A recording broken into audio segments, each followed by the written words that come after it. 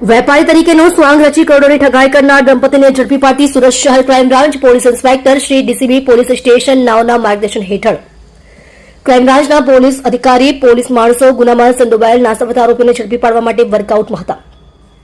દરમિયાન ક્રાઇમ બ્રાન્ચની ટીમને બાતમી મળી હતી કે એક મમતા દેવી કુમાવત નામની મહિલા અને તેનો પતિ રાકેશ કુમાવતનાઓ સુરત શહેર અને બહારના રાજ્યમાં આવેલ કાપડ માર્કેટોમાં દુકાન ખોલી શરૂઆતમાં પોતાની પેઢીની શાખ ઉભી કરવા માટે કાપડ માર્કેટના ધંધાના નિયમ મુજબ સમયસર પેમેન્ટ ચૂકવી વેપારીઓનો વિશ્વાસ જીતી લઈ તે બાદ કરોડો રૂપિયાનો માલ ખરીદ કરી દુકાનો બંધ કરીને નાસી જઈ ચીટિંગના ગુનાઓ આચરવાની ટેવવાળા છે અને પોલીસ પકડથી દૂર રહેવા માટે અવારનવાર તેઓના રહેણાંક સ્થળ બદલતા આવેલ છે.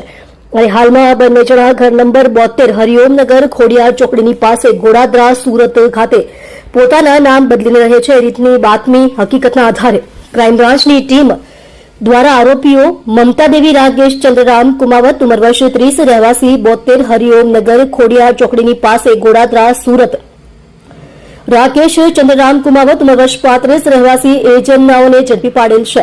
મજકૂર આરોપીઓ પૈકી આરોપી મહિલા મમતા દેવી કુમાવતને પકડી પાડી કાયદેસરની કાર્યવાહી કરેલ છે. તેમજ આરોપી રાકેશ ચંદ્રરામ કુમાવત નીચે મુજબના ગુનાના કામે વોન્ટેડ છે.